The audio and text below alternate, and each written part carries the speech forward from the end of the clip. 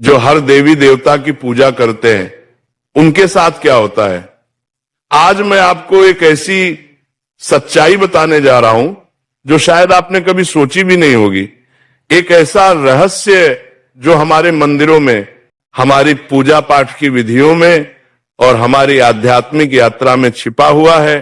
तो चलिए इस यात्रा पर निकलते हैं और समझते हैं कि जो लोग हर देवी देवता की पूजा करते हैं, उनके जीवन में वास्तव में क्या घटित होता है।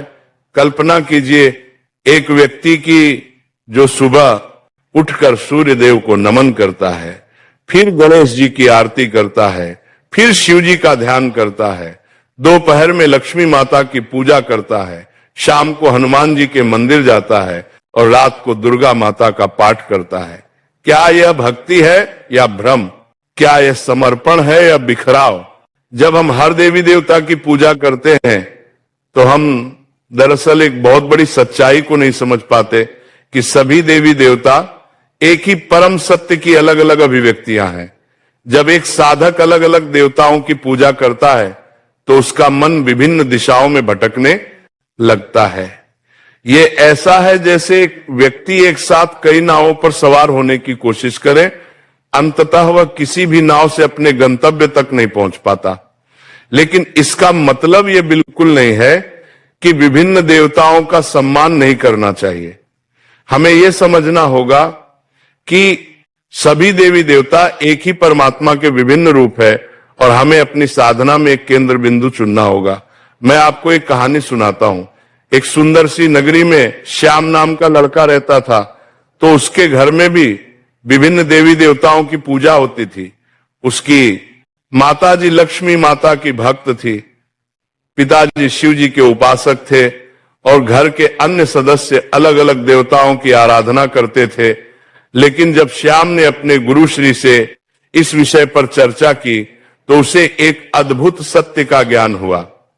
उसके गुरुदेव ने समझाया कि जैसे समुद्र में लहरें अलग अलग दिखती हैं लेकिन सभी एक ही पानी से बनी होती हैं, वैसे ही सभी देवी देवता एक ही परम चेतना की अलग अलग लहरें।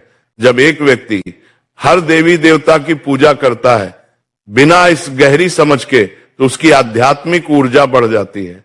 ये ऐसा है जैसे सूर्य की किरणों को अलग अलग दिशाओं में फैला दिया जाए। वे प्रकाश तो देंगी लेकिन उनमें वह तीव्रता नहीं होगी जो एक बिंदु पर केंद्रित किरणों में होती है। जब हम एक आवर्धक लेंस से सूर्य की किरणों को एक बिंदु पर केंद्रित करते हैं तो वे आग पैदा कर सकती हैं। ठीक उसी प्रकार जब हम अपनी भक्ति और साधना को एक केंद्र पर एकाग्र करते हैं, तभी हम आध्यात्मिक परिवर्तन की उस गहराई को प्राप्त कर सकते हैं जो हमें परमात्मा की अनुभूति करवाती है। लेकिन यहां एक बहुत महत्वपूर्ण बात है जिसे समझना जरूरी है। सभी देवताओं के प्रति सम्मान और श्रद्धा होनी चाहिए, लेकिन साधना के लिए हमें एक इष्ट देव चुनना होगा। ये इष्ट देव हमारे लिए परमात्मा तक पहुंचने का माध्यम बनता है। जैसे एक पहाड़ की चोटी पर पहुंचने के लिए कई रास्ते हो सकते हैं, लेकिन हमें एक रास्ता चुनकर उस पर चलना होगा। ठीक वैसे ही आध्यात्मिक यात्रा में भी हमें एक मार्ग चुनना होता है। अब आप सोच रहे होंगे कि फिर उन लोगों का क्या जो हर देवी देवता की पूजा करते हैं।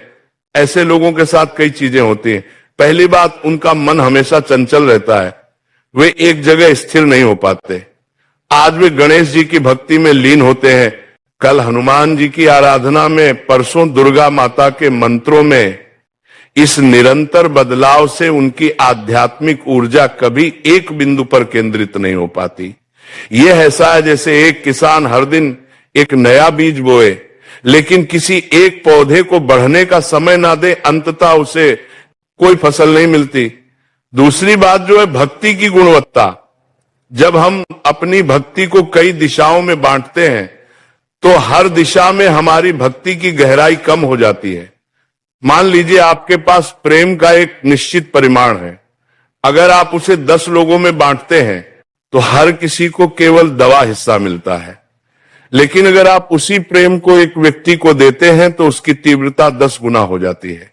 आध्यात्मिकता में भी यही सिद्धांत लागू होता है। जब हम अपनी